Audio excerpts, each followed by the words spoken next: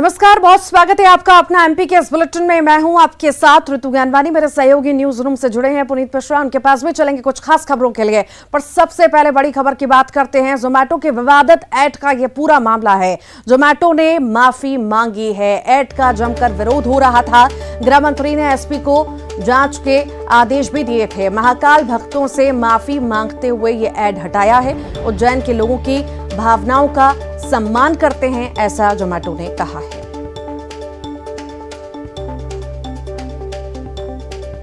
तो जोमैटो की तरफ से माफी मांगी गई है। इस वक्त की बड़ी खबर आपको बता रहे हैं। जोमैटो के विवादित ऐड का ये पूरा मामला है जिसमें जोमैटो ने माफी मांगी है। इससे पहले ऐड का जमकर विरोध हो रहा था और गृह मंत्री ने जांच के आदेश भी एसपी को दिए थे। महाकाल भक्तों से माफी मांगते हुए ये ऐड हटाया गया है। उज्जैन के लोगों की भावनाओं का सम्मान करते हैं, ये जोमैटो द्वारा कहा गया है।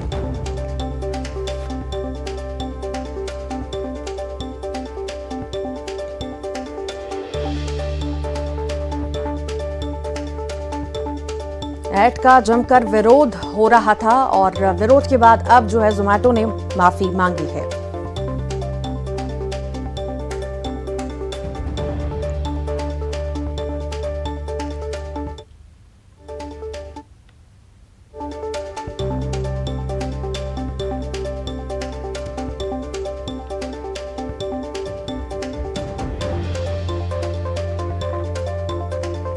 प्रदेश के गृह मंत्री नरोत्तम मिश्रा ने जोमैटो कंपनी के ऐड पर हो रहे विरोध की जानकारी उनको मिली। उन्होंने कहा कि जानकारी मिली है, मामले को संज्ञान में लिया गया है।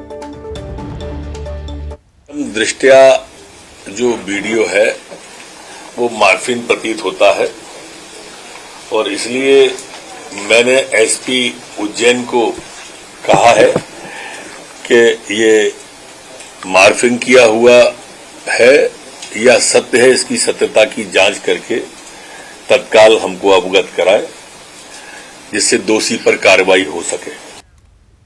और इसी पर अधिक जानकारी के लिए अनुराग श्रीवास्तव हमारे साथ जुड़ गए। अनुराग, लंबा विरोध हो रहा था और अब जाकर के जोमैटो ने आखिरकार माफी मांगी ली है। इस पूरे मामले ने जिस तरीके से तूल पकड़ा था, खुद फिल्म अभिनेता ऋतिक रोशन इस विवादों में आ गए थे और साथ के विरोध में उतर आए थे और उसी के बाद अब जो है जोमैटो ने अपने सोशल मीडिया ट्विटर हैंडल पर जो ऑफिशियल अकाउंट है उस पर इस बात की जानकारी दी है कि इस एड को अब हटा लिया गया है और लोगों का सम्मान करते हुए इस एड को लेकर जो एड जारी किया गया था उस पर माफी भी जोमैटो की तरफ से मांगी गई है। तो दरअसल जोमैटो ने इस पूरे मामले को लेकर अपनी सफाई भी दी है और कहा है कि महाकाल रेस्टोरेंट के चर्चा में रहने के कारण इस तरीके का एड तैयार किया गया था, लेकिन लोगों के विवाद के बाद जोमैटो कंपनी ने इस पूरे मामले पर माफी मांगते हुए जो है अपने इस एड को हटाने का भी ऐलान कर दिया है। लेकिन इससे पहले काफी विवाद इस पूरे एड को लेकर हो चुका था। प्रदेश के गृह मंत्री नरोत्तम मिश्रा ने भी इस पूरे मामले में नाराजगी जताते हुए जांच के आदेश दिए थे और यही एक वजह थी कि जोमैटो कंपनी ने आखिरकार इस पूरे मामले में सफाई जारी करते हुए माफी अपने ट्विटर हैंडल पे मांगने का काम किया है। अनुराग, जिस तरह से एकदम से एक्शन लिया गया और जोमैटो ने माफी भी मांगी, ये कहीं ना कहीं गृह मंत्री ने जिस तरह से एक्शन लिया, ये अब संदेश भी है कि कोई भी एडवर्टाइजमेंट से पहले 100 बार सोचें, उसके बाद ही एडवर्टाइज करें किसी भी चीज को, किसी की भी भावना आहत ना हो। बिल्कुल, देखिए इससे पहले भी गृह मंत्री नरोत्तम मिश्रा कह चुके हैं कि एक धर्म विशेष को लेकर इस तरीके के विज्ञापन तैयार करना, स्लोगन तैयार करना या किसी तरह की टिप्पणी करना कहीं से भी बर्दाश्त नहीं किया जा सकता है और यही वजह रही कि इस एड के जिस तेजी के साथ सोशल मीडिया पर वायरल हुआ, उसके बाद महाकाल मंदिर के पुजारी संत उन्होंने इस एड को लेकर आपत्ति जताई और सिर्फ उज्जैन महाकाल मंदिर के ही नहीं बल्कि पूरे प्रदेश भर से इस एड को लेकर तीखी प्रतिक्रिया देखने को मिल रही थी और यही वजह थी कि गृह मंत्री नरोत्तम मिश्रा ने भी इस एड पर संज्ञान लेते हुए पूरे मामले की जांच के आदेश दिए थे। लेकिन जिस तेजी के साथ इस मामले ने तूल पकड़ा, उसके बाद जोमैटो कंपनी बैकफुट पर आती हुई नजर आई और उसके बाद माफी मांगने के साथ ही एड को हटाने की बात अब कही जा रही है। जी, बहुत शुक्रिया अनुराग। भोपाल से एक और बड़ी खबर है। त्रिपुरा में भारत बांग्लादेश की सीमा पर उग्रवादियों से लड़ते हुए शहीद जवान के परिवार को सीएम शिवराज सिंह चौहान ने 1 करोड़ की सम्मान निधि देने का ऐलान किया है। साथ ही मंडला के रहने वाले शहीद बीएसएफ जवान गिरिजेश कुमार उद्दे की प्रतिमा भी लगाई जाएगी। इसके अलावा एक सरकारी संस्थान का नाम भी शहीद के नाम पर रखा जाएगा। सीएम ने कहा कि जवान ने सर्वोच्च बलिदान दिया है और वे उनके चरणों में प्रणाम करते हैं। आतंकवादियों से लड़ते हुए मां भारती की सीमाओं की सुरक्षा करते हुए गिरिजेश कुमार उद्दे, जो मंडला जिले के चरगांव के निवासी थे, ने अपना सर्वोच्च बलिदान दे दिया।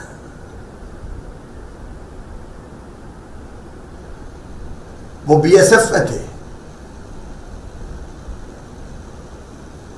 त्रिपुरा में पदस्थ थे और भारत और बांग्लादेश की सीमा पर सीमा पार करके आए हुए आतंकवादियों से वे लड़े, जूझे और शहीद हो गए। मैं उनके चरणों में प्रणाम करता हूं। उनके परिवार में उनकी धर्मपत्नी है, बेटी चंद्रिका और दोनों बेटे विपिन और तनु अभी पढ़ रहे हैं। और इसी बीच एक और बड़ी खबर है। भगवान श्री कृष्ण को लेकर सोशल मीडिया में अभद्र टिप्पणी का यह पूरा मामला है। वीरेंद्र बिसोतिया नाम के युवक पर टिप्पणी का आरोप लगा है। ग्वालियर का रहने वाला युवक बताया जा रहा है। पूर्व मंत्री जयभान सिंह पवैया ने मांग उठाई है आरोपी के खिलाफ कड़ी कार्रवाई हो।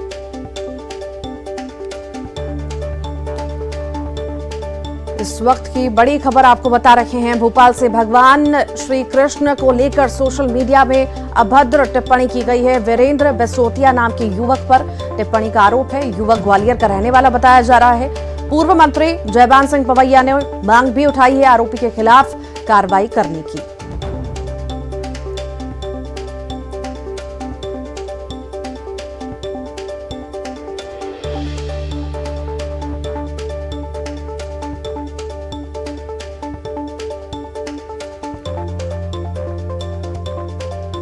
भगवान श्री कृष्ण को लेकर सोशल मीडिया पर अभद्र टिप्पणी का मामला सामने आया। वीरेंद्र बिसोतिया नाम के युवक ने अभद्र टिप्पणी की है और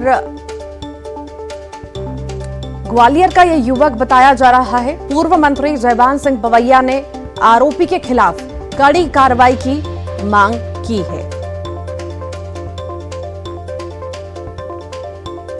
भगवान श्री कृष्ण को लेकर सोशल मीडिया में अभद्र टिप्पणी का ये पूरा मामला है। इसी पर अधिक जानकारी के लिए शरद हमारे साथ जुड़ गए हैं। शरद, भगवान श्री कृष्ण को लेकर सोशल मीडिया में अभद्र टिप्पणी का मामला सामने आया, आखिर क्या है ये पूरा मामला, विस्तार से बताइए।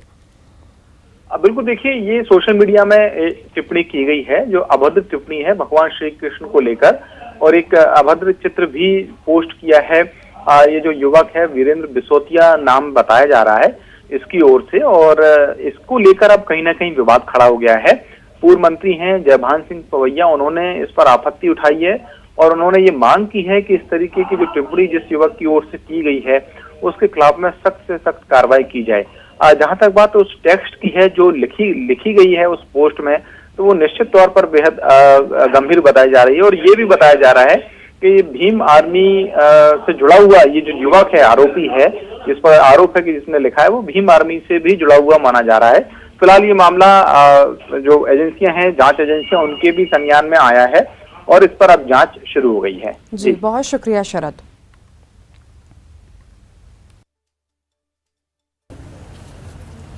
चलिए बढ़ते हैं आगे और बात है केंद्रीय गृह मंत्री अमित शाह के दौरे की। तो भोपाल केंद्रीय गृह मंत्री अमित शाह आ रहे हैं और यहाँ पर कई कार्यक्रमों में वे शिरकत करने वाले हैं। नई शिक्षा नीति को लेकर भी चर्चा होने वाली है, शिक्षाविद भी इसमें जुड़ने वाले हैं।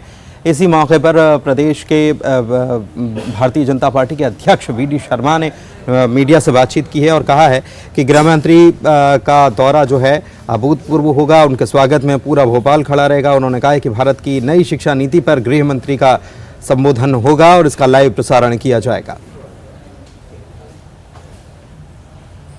मध्य प्रदेश के अंदर भारत सरकार के लोकप्रिय गृह मंत्री,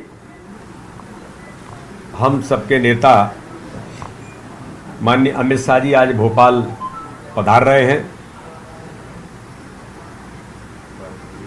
रात्रि को वो 11 बजे भोपाल पहुंचेंगे। उसके बाद भारतीय जनता पार्टी उनके स्वागत की तैयारियों में जुटी है और रात्रि विश्राम करने के बाद कल गृह मंत्रालय के कार्यक्रमों के साथ सरकार के भी कई कार्यक्रमों में शिरकत करेंगे। और इधर इसी मामले को लेकर प्रदेश के गृह मंत्री नरोत्तम मिश्रा ने तैयारियों का जायजा लिया है, क्योंकि कई कार्यक्रमों में गृह मंत्री अमित शाह शिरकत करने वाले हैं। वे नए भवन जो तैयार किए गए हैं पुलिस कर्मियों के लिए उसका भी लोकार्पण करेंगे। पुलिस कर्मियों को सर्व सुविधा युक्त आवास उपलब्ध कराए जा रहे हैं, जिसमें बच्चों के लिए लाइब्रेरी जैसी सुविधाएं भी होंगी। मध्य क्षेत्रीय परिषद की बैठक में 4 राज्यों के सीएम के साथ भी संवाद होना है गृह मंत्री अमित शाह का। इसमें प्रदेश के गृह मंत्री अमित शाह भी मौजूद रहेंगे।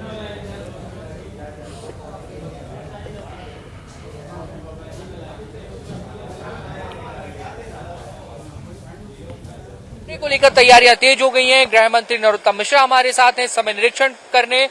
मध्य प्रदेश पुलिस अकेडमी भोरी पहुंचे हुए हैं। सर, क्या कुछ तैयारियां, कितनी बड़ी सौगातें केंद्रीय गृह मंत्री देने वाले हैं? बहुत बड़ी सौगात है मध्य प्रदेश के लिए। एनएफएसयू की मध्य प्रदेश को वो जो दे रहे हैं। कल वैसे सौगातों का दिन है, वो आज आ जाएंगे। और कल हमारे पुलिस के हाउसिंग क्वार्टरों का शिलान्यास, उद्घाटन, थानों का शिलान्यास, उद्घाटन, करोड़ों करोड़ रुपए के वो मध्य प्रदेश को देने वाले।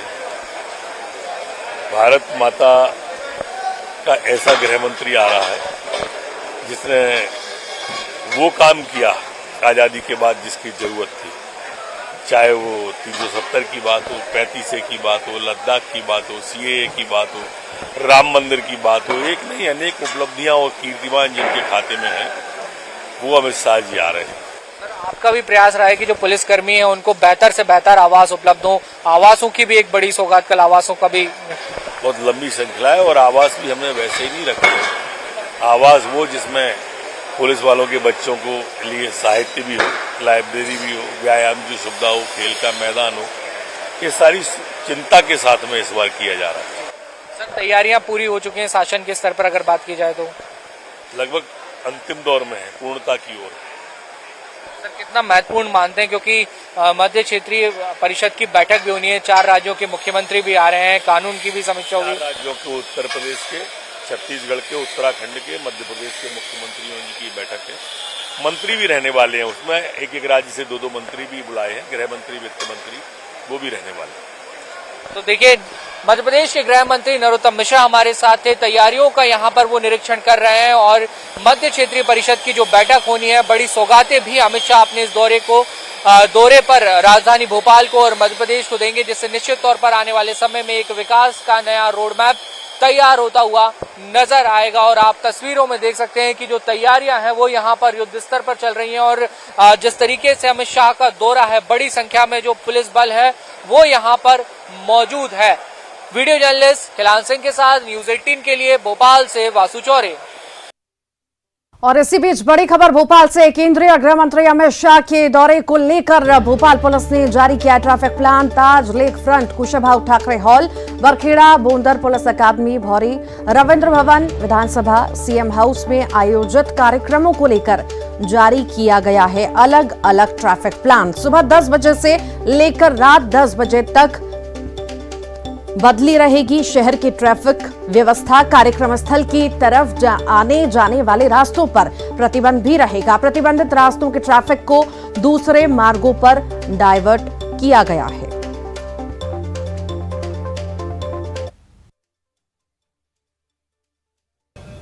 और केंद्रीय गृह मंत्री अमित शाह का जो दौरा है उसको लेकर तमाम मंत्री सक्रिय हैं। मंत्री भूपेंद्र सिंह ने भी तैयारियों का जायजा लिया।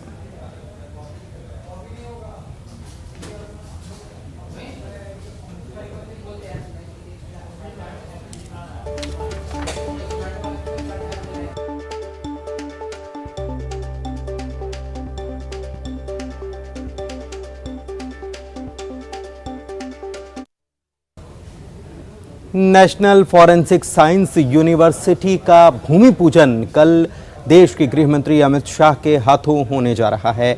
इसको लेकर भी सारी तैयारियां अंतिम रूप में हैं।